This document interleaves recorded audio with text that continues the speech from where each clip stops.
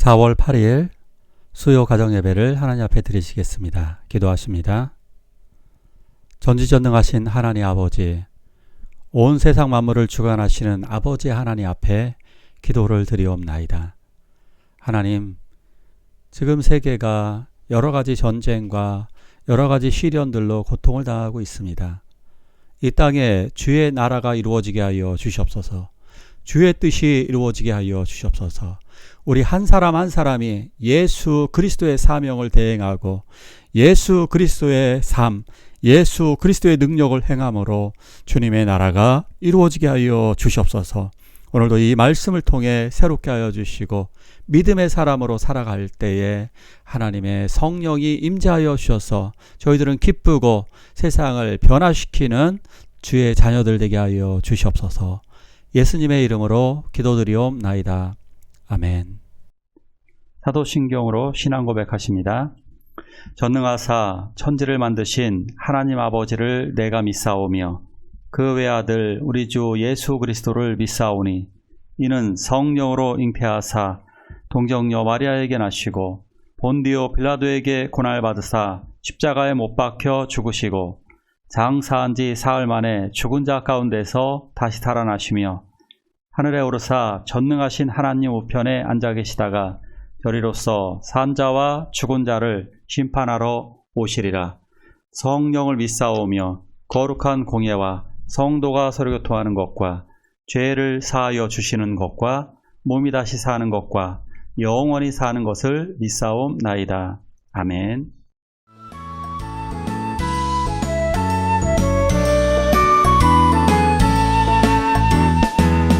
나의 사랑하는 자여 내게 다가와 사랑의 입맞춤 나누자. 내게 축복하리라. 나의 사랑하는 자여 주를 닮아서 축복의 향기가 내게로 흘러 온 세상 적시리. 너를 행하는 자 대함을 입고 너를 축복하는 자 축복을 얻으리라. 너는 하나님의 사랑. 너는 사랑스러운 주의 축복. 너는 향기로운 주의 약속. 너를 통해 하나님의 언약이 성취되리. 너는 마른 땅에 하늘 빛을. 너는 주님 복의 샘의 축복. 내가 서 있는 땅 영원히 마르지 않으리. 너는 사랑스러운 주의 축복. 너는 향기로운 주의 약속.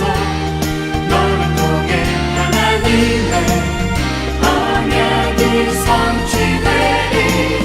너는 마른 땅에 하늘 빛을. 너는 주님 복의 샘의 축복. 내가 서 있는 땅 영원히 마르지 않으리. 평신도가 축복 기도를 해줘도 되나요? 해줘도 될까요? 어떻게 생각하세요? 자, 오늘 말씀을 통해 좀 보도록 할게요. 이삭이 믿음의 영웅, 그 목록 속에 들어 있습니다. 자, 그렇다면 이삭의 어떤 부분이 영웅적으로 비춰질까요? 히브리서의 말씀을 보면 믿음으로 이삭은 장차 있을 일에 대하여 야곱과 에서를 축복하였으며 약간 의아합니다. 이삭의 가장 위대한 행동 중에 하나는 아브라함이 이삭을 바칠 때에 순종함으로 장작더미에 누웠다는 사실이죠.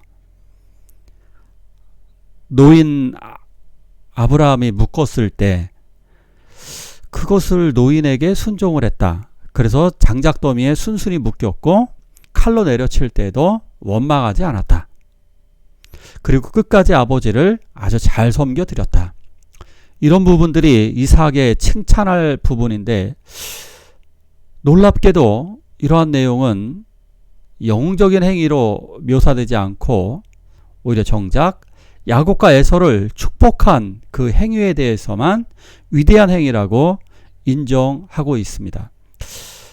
이렇게 단지 축복 기도한 것이 뭐가 위대한 축복일까 한번 같이 생각해 보았으면 좋겠습니다. 자,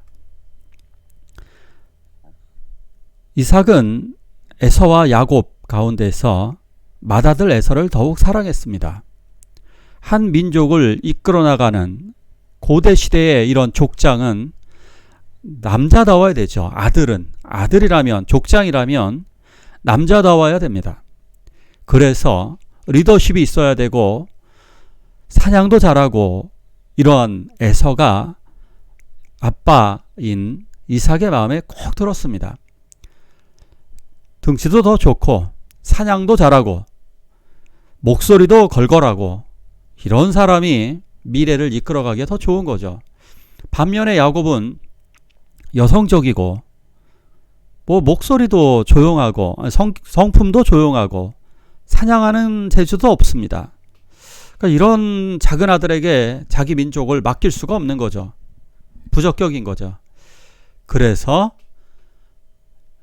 이삭은 에서에게만 축복 기도를 해주려고 했습니다. 근데 왜 몰래 불러서 이렇게 했을까? 아내 리브가가 엿들었는데 이런 중요한 문제를 상의도 없이 이렇게 하게 됐을까요? 아마 리브가가 반대했기 때문입니다. 리브가가 왜 반대를 했느냐 하면, 리브가가 임신을 했을 때, 에서와 야곱을 임신했을 때 너무나 복통이 심해서, 입덧이 심해서 하나님께 기도하게 됩니다. 그때 하나님은 이렇게 말씀하셨습니다. 큰 자가 작은 자를 섬기리라. 하나님은 작은 자에게 뜻이 있었던 겁니다. 하나님은 작은 자를 사용하시고, 그리고 두 번째 아들, 그 약한 아들이 바로 아브라함과 이삭의 뒤를 잇는다는 예언이었습니다. 그러나 이삭은 이러한 예언이 시간이 한참 흘렀기 때문에 현실화되지 않기를 원했던 것입니다. 그래서 부부싸움 하기도 싫고, 그러기 때문에 자기는 자기의 인간적인 욕심, 안목의 적용으로 큰아들 에서를 축복해 주려고 했던 겁니다. 그래서 빨리 사냥을 해서 오면, 사냥을 해서 맛있는 요리를 하면 그때 축복 기도를 해주겠다는 겁니다. 야곱은 모든 아들을 다 불러놓고 축복 기도를 해줬습니다. 그런데 이삭의 행위는 올바르지 못합니다. 영적인 능력, 감수성이 뛰어나지 않았습니다. 그래서 하나님의 뜻보다는 자기의 고집, 자기의 욕심을 투영하려고 했었던 것입니다. 이것을 몰래 엿듣고 있었던 리브가가 아들 야곱을 이렇게 변장을 시켜서 형 에서의 팔에는 털을 있게 하고 염소의 털로다가 교묘하게 만들고, 형 에서의 옷을 입어서 냄새나게 만들고, 목소리는 조금 더 두텁게, 그러나 이삭이 약간 의심을 좀 하기도 했죠. 어쨌든 축복 기도를 해줬습니다. 그러게. 자, 리브가는 왜 속였을까요?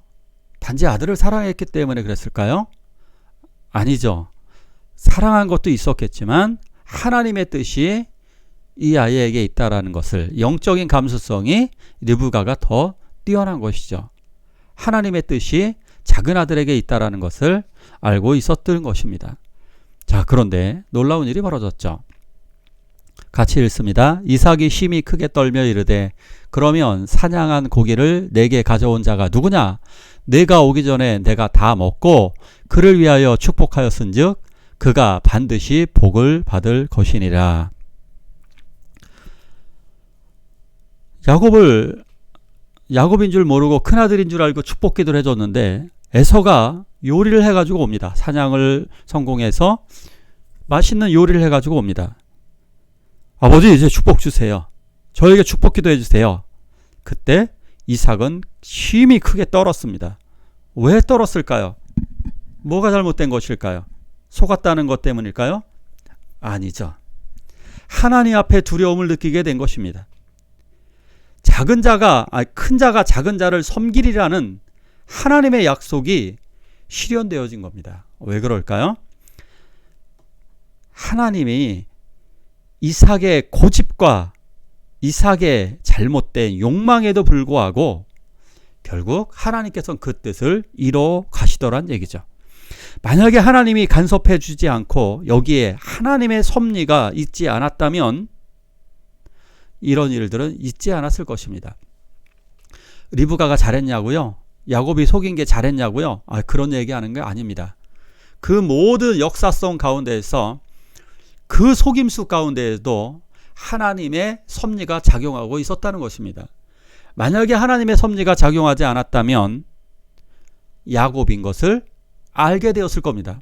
그리고 야곱을 물리치고 썩 꺼지라고 아마 이삭은 동생 작은 아들을 야곱을 큰 혼쭐을 냈을 겁니다. 하지만 속았습니다. 그리고 축복해 주었습니다. 결국 하나님이 세상을 주관하신다는 것을 깨닫게 되는 겁니다. 인간들의 불완전함에도 불구하고 자기의 고집이 있었고 그럼에도 불구하고 하나님은 거대한 능력 속에서 거대한 하나님의 계획과 예정과 섭리 속에서 하나님께서 이루어 주신다는 것을 깨닫게 됩니다. 그래서 에서가 무릎을 꿇고 애원하면서 이렇게 해죠. 저에게 축복해달라고, 나에게 맏아들의 축복을 해달라고 이야기합니다. 자, 그렇지만 결코 축복하지 않습니다. 물론 다른 축복 기도를 해줍니다. 맏아들의 축복이 아니라 이제 장자권을 잃어버린 것에 대한 일반적인 축복을 해주게 됩니다. 자, 이렇게 말하고 있죠. 그를 위하여 축복하신즉 그가 반드시 복을 받을 것이다. 나는 야곱에게 장자의 축복을 해주었기 때문에 그가 장자의 축복을 받는다는 겁니다. 이것이 바로 믿음입니다. 이 생각을 바꾸어서 만약에 자기의 욕심대로 자기의 계획대로 맏아들 에서에게 아까 거 취소, 내가 너에게 다시 기도할게, 이것이 바로 인간적인 욕심, 인간적인 욕망, 인간적인 의지가 되는 것입니다. 이런 것이 죄악입니다. 하나님의 뜻에 반대돼서 자기의 계획대로 하나님의 뜻을 깨닫지 못하고 끝까지 자기 고집대로 하는 것, 이런 것이 믿음이 없는 행위인데 바로 이것이 믿음의 행위인 것입니다. 지금 이렇게 하나님의 뜻을 받아들이고 이것을 철회하지 않습니다. 자, 그래서 이렇게 기도하는 겁니다. 이건 두 번째 축복 기도인데요. 에서가 축복이 뺏긴 것을 알고 동생 야곱을 죽이려고 하자 이제 외삼촌 라반에게 보내게 되죠. 밧단 아람으로 보내기 전에 정식으로 또다시 축복 기도를 해주게 됩니다. 그러면서 이렇게 기도하죠. 아브라함에게 허락하신 복을 내게 주시되, 이렇게 이루어지죠. 생육하고 번성하여 내가 여러 족속을 이루게 하시고 결국 12족속의 아버지가 되죠. 그리고 아브라함에게 허락하신 그 복이 이루어지게 됩니다. 자, 이 얘기 뭐냐? 아브라함의 축복이 이삭에게, 이삭의 장자권이 야곱에게 이어지게 된다는 것을 분명하게 선언하는 말씀인 것입니다. 이것이 바로 믿음의 행위입니다. 자신의 고집을 꺾고 하나님의 뜻, 하나님의 계획 속으로 들어가는 것, 바로 이것이 하나님의 뜻인 것입니다. 우리들도 나의 고집, 내 생각은 다릅니다. 그죠? 내 생각은 이렇게 되었으면 좋겠지만 내 뜻을 꺾고 하나님의 뜻, 하나님의 계획을 알아가는 것이 중요한 것입니다. 내가 보기에는 에서가 훨씬 더 좋아 보입니다. 그죠? 내가 보기엔 이렇게 사는 게 더 좋아 보이고 좀 더 돈도 더 많으면 더 좋을 것 같고 내 자식도 더 크게 성공하면 좋을 것 같습니다. 그러나 하나님의 뜻은 다른 것입니다. 자, 평신도가 축복 기도를 해줘도 될까요? 자, 우리도 이제 이삭의 심정에서 한번 일반적으로 또 축복 기도도 한번 생각해 볼게요. 이렇게 말씀하고 있습니다. 너희를 저주하는 자를 위하여 축복하며 너희를 모욕하는 자를 위하여 기도하라. 이 명령이 우리들에게 있습니다. 너희를 저주하는 자를 위하여 축복하라. 예, 우리 이런 사람들, 우리 주변에서 이런 사람들을 위해서도 축복 기도를 해주는 겁니다. 우리들의 축복 기도는 목사님만 해주는 게 아니라, 목사는 언제냐면 공적 예배 시에 공적인 축복 기도를 해주시는 분들이고요.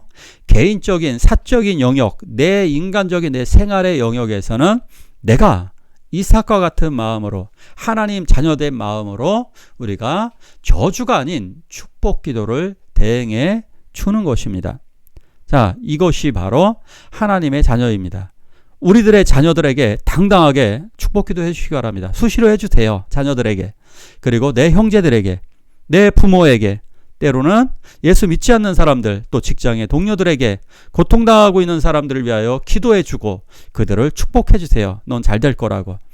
새해 복 많이 받으세요. 뭐 이렇게 말로만 하지 말고, 또 세뱃돈 주는 거에 주력하지 말고, 세뱃돈은 못 주더라도요, 축복 기도는 반드시 해주셔야 됩니다. 이제 내년도에 만약에 세배하게 되면 축복 기도를 해주죠. 진짜 이게 더 중요할 것 같습니다. 축복 기도해주고 축복을 선언해줘서, 그래서 하나님의 뜻이 이루어지기를. 저주는 사탄을 대행하는 겁니다. 욕설, 비난, 이건 사탄을 대행하는 행위. 그래서 사탄의 하수인인 겁니다. 하나님의 아들, 딸들, 하나님의 축복을 하나님의 일을 대행하는 행위는 축복입니다. 그리고 기도입니다. 우리 함께 기도하실 때 우리들의 자녀와 가족에게 복이 임하기를 기도하시겠습니다. 주의 약속 너를 통해 하나님의 언약이 성취되리. 너는 마른 땅에 하늘 빛을, 너는 주님 복의 샘의 축복. 내가 서 있는 땅 영원히 마르지 않으리. 너는 사랑스러운 주의 축복, 너는 향기로운 주의 약속, 너를 통해 하나님의 언약이 성취되리. 너는 마른 땅에 하늘 빛을, 너는 주님 복의 샘의 축복. 내가 서 있는 땅 영원히 마르지 않으리. 주기도문으로 예배를 마치도록 하겠습니다. 하늘에 계신 우리 아버지여, 이름이 거룩히 여김을 받으시오며 나라가 임하옵시며 뜻이 하늘에서 이루는 것 같이 땅에서도 이루어지이다. 오늘날 우리에게 일용할 양식을 주옵시고, 우리가 우리에게 죄지은 자를 사하여 준 것 같이 우리의 죄를 사하여 주옵시고, 우리를 시험에 들게 하지 마옵시고 다만 악에서 구하옵소서. 대개 나라와 권세와 영광이 아버지께 영원히 있사옵나이다. 아멘.